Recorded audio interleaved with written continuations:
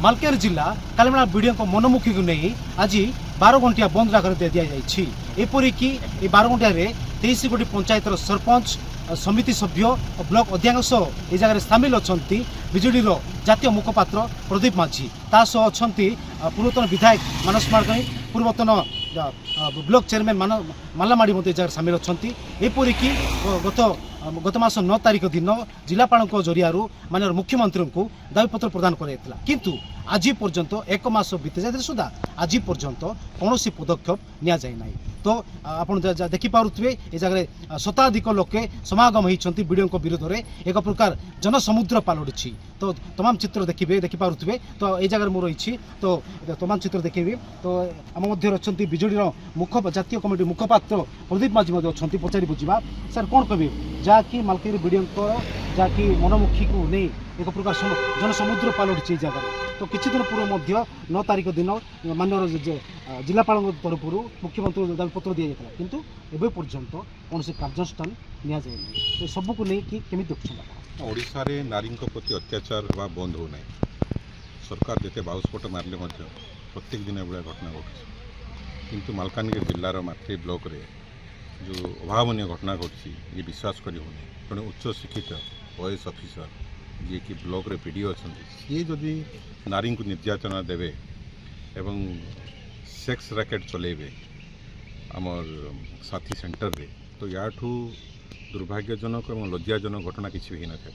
मालकानगिरी जिला गोटे schedule area अनुसूचित अंचल ये अधिकांश निरीह लोक बसवास करती आदिवासी और अन्य संप्रदाय लोक। ओडिशा रे सबुठार अधिका फोकस मालकानगिरी को जिला को करा जाए। विगत विजु जनता दल समय आप देखते सबुठ अधिका काम ये अंचल रे करा जाइतिला अंचल लोक विकास में किंतु ये सबू पछकू पड़ जाए वर्तमान एठाकार वीडियो से डेवलपमेंट वर्क रे ध्यान न दे सी किपरि भाव में एठाकार असहाय अशिक्षित झील मान असाधारण करवा विभिन्न अनैतिक कार्य लिप्त कराइबा एवं निर्यातना देवार सामिल होती। आज कालीमेला थाना रे जड़े सरपंच महाशय किए गोटे सांविधानिक पदर अच्छा से विधिवत लिखित FIR देती किपरि भाव में असाधारण कराई पंचायत ऑफिस भितर ये अति दुर्भाग्यजनक घटना। सरकार को आम तीव्र निंदा करुचु दृढ़ कार्यानुष्ठान ग्रहण करा जाओ। आज कालीमेला ब्लॉक बंद डाकरा दि जाइए जदि कार्यानुष्ठान न हुए तो आगामी दिन अनिर्दिष्ट काल पर्यंत आंदोलन को आगे नापी समस्त राजनैतिक दल समस्त जनप्रतिनिधि निष्पत्ति निहाती शुणी पारे जदि वीडियो को जदि गिरफ बा ट्रांसफर करा न जाए ताले अनिर्दिष्ट काल पर्यंत ब्लॉक घेराव करा जीवो ब्लॉक एवं ताला पड़ो। तो अन्य पक्ष देखा आम मध्य रही पूर्वतन विधायक बीजेडी पूर्वतन विधायक मानस मार्गे अच्छा पचार सर कौन कहे एक प्रकार देखा मनमुखी कार्य को तो समस्त कालीमेला अंचल समस्त विरोध कर 23 गोटी पंचायत सरपंच समिति सभ्य ब्लॉक अध्यक्ष सहित समस्त आप विरोध कर प्रकार जनसमुद्र पलटि।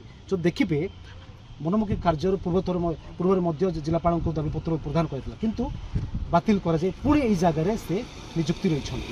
तो या पचर कारण कौन यार पछरे पर्दा होची सरकार वर्तमान सरकार अच्छा ये सरकार जो मैंने दुर्नीति मुक्त बोली पदा को भास्पट मारुंट ये हूँ दुर्नीतिर केते गंतागर आप देखी निजे कालीमेला गोटे OAS अफिसर वीडियो समस्त लोकप्रतिनिधि मान को सम्मान देवा एवं विशेषकर नारी मान को एवं जो लेडीज सरपंच समिति मेंबर जिला परिषद मान को दुबड़ी आचार व्यवहार रखा कथा से भाया रखा जाए ना।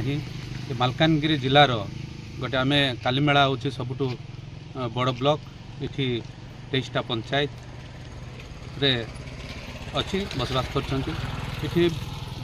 अतीत जो भली भाव में थिला पूर्व सरकार आमको ये कालीमेला को अति प्राधान्य देकरी सबु क्षेत्र में आगू को नहीं से हिसाब से आमर जनप्रतिनिधि जोटा आप देखिए इतिहास रे देखिए बड़ीघाटा अंचल जोड़ा कि केबे इलेक्शन है नथिला कि बहुत दिन पर जो 2टा ना 3टा टर्म है जोटा आमर रामचंद्र बेटी अच्छा तापर इलेक्शन हो किंतु से ही जगार गोटे झीटी गोटे सांविधानिक भाव में प्रतिनिधि करवा एवं से पंचायतर लोक को न्याय देवा गोटे सरपंच लिली सोड़ी बोली ताकू जो वीडियो पंचायत ऑफिस रे କାର୍ଯ୍ୟାଳୟରେ ସିଏ ଯାଇକି ସେ ଡିସ୍କସନ୍ କରିବା କଥା ଯେ ପଞ୍ଚାୟତର କେମିତି ଡେଭଲପ୍ କରାଯାଇପାରିବ, ଲୋକଙ୍କୁ କେମିତି ମୌଳିକ ସମସ୍ୟାରୁ ଦୂର କରାଯାଇପାରିବ, ସିଏ ଚିନ୍ତା କରିବା କଥା। କିନ୍ତୁ ସେଠି ଯେଉଁ ସରପଞ୍ଚ ମ୍ୟାଡ଼ାମକୁ ଏଇଭଳି ଗୋଟେ ଆଚରଣ ବ୍ୟବହାର କରିବା ଏକ ନିନ୍ଦନୀୟ କଥା।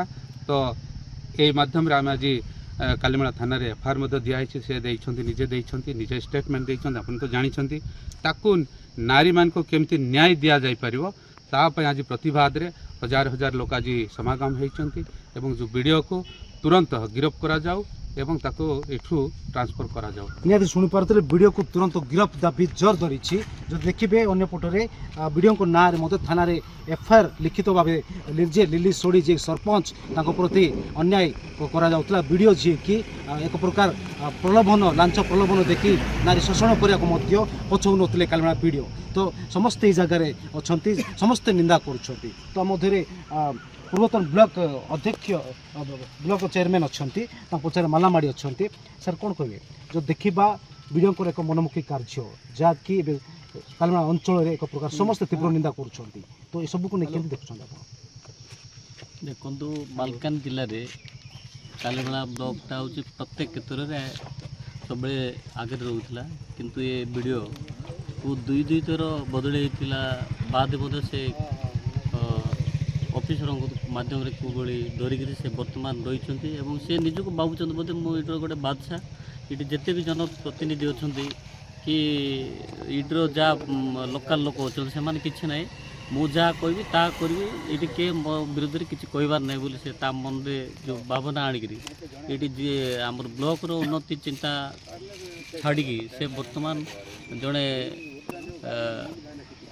ମା ଭଉଣୀମାନଙ୍କର ଇଜ୍ଜତ ସହିତ ଖେଳିଲା ଭଳିଆ କାମ କରୁଛନ୍ତି।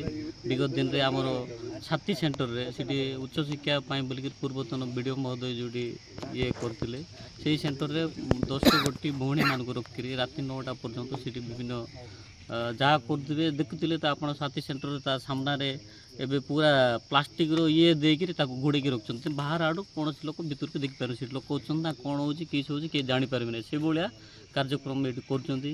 ଏବେ ତ ଆମର ରିସେଣ୍ଟଲି ଆମର ଲିଲି ସୋଢ଼ି ବୋଲି ଜଣେ ସରପଞ୍ଚ ଭଉଣୀ ଅଛନ୍ତି ବଡ଼ିଗାଟାର, ତାଙ୍କ ଅଫିସକୁ ଯାଇକି ତାକୁ ନିଜେ ଗୋଟେ ଶାରୀରିକ ସମ୍ପର୍କ ବା ମନ୍ଦ ଉଦ୍ଦେଶ୍ୟ ଇଙ୍ଗିତ ନେଇକି ତାକୁ ମଧ୍ୟ ଦୁର୍ବ୍ୟବହାର କରୁଛନ୍ତି। ସେ ଆଜି ସମସ୍ତଙ୍କ ସହିତ ଆମମାନେ ବି ଆସିଥିଲେ, ତାଙ୍କ ସହିତ ସେ ନିଜେ ଥାନାରେ ମଧ୍ୟ ଏଫଆଇଆର ଦେଇଛନ୍ତି। ଏବଂ ତେଣୁ ୟାର ସତ୍ୟତା ଆପଣମାନେ ତ ସମସ୍ତେ ଜାଣିଛନ୍ତି, ସାଧାରଣ ପବ୍ଲିକ ତ ମଧ୍ୟ ଶୁଣୁଛନ୍ତି। ସେ ଗୋଟେ ବେଡ୍ କ୍ୟାରେକ୍ଟର ଲୋକ, ଜଣେ ସରକାରୀ କ୍ୱାର୍ଟର, ଜଣେ ଆସିଷ୍ଟାଣ୍ଟ ଇଞ୍ଜିନିୟର ରହିବା କ୍ୱାର୍ଟରରେ ଜଣେ ବାହାରର ଛତିଶଗଡ଼ ରାଜ୍ୟର ଜଣେ କଣ୍ଟ୍ରାକ୍ଟର ରଖୁଛନ୍ତି, ତାଙ୍କର ମାଧ୍ୟମରେ ମଧ୍ୟ ସିଆଡ଼ୁ ଆଣିକିରି କିଛି ଏଭଳିଆ ରେଡ଼ିକାଲ ଲେଡ଼ିମାନଙ୍କୁ ଆଣିକିରି ମାସେ 10 ଦିନ 15 ଦିନ ରଖୁଥିଲେ ବୋଲି ସେ ଆମେ ବି ଶୁଣିବାକୁ ପାଉଛୁ। ଏଇଭଳି କରୁଛନ୍ତି। ଆଉ ସେ ଲୋକଟା ଏଇଠି ରହିକିରି କଣ୍ଟ୍ରାକ୍ଟ କାମ କରିକିରି ବହୁତ ଗୁଡ଼ିଏ ଇନ୍ଦିରାବାସ ଭିଡ଼ିଓ ନିଜେ ବି ଦେଇଛନ୍ତି। ସେ ଅଧପନ୍ଥରେ ଆଇଛି, ସେ ବିଲ୍ ନେଇକିରି ଆଜି ଫେରାର ଅଛନ୍ତି। ସେ କଣ୍ଟ୍ରାକ୍ଟ ଦେଖେ ଭିଡ଼ିଓଙ୍କୁ ଯଦି ଗିରଫ ନ କରାଯାଏ, ଟ୍ରାନ୍ସଫର ନ କରାଯାଏ ତ କ'ଣ ପଦକ୍ଷେପ ନେବେ ସମସ୍ତେ? ଆଗାମୀ ଦିନରେ ତ ଆମେ ଆଜି ତାଲା ପକାଇଛୁ, ଆମର ବଡ଼ ବଡ଼ ନେତା ମାନେ ବି ଆସୁଛନ୍ତି। ସେ ଅଲ୍ଟିମେଟମ୍ 10 ଦିନ 15 ଦିନ ତାଙ୍କୁ ସମୟ ଦିଆଯିବ।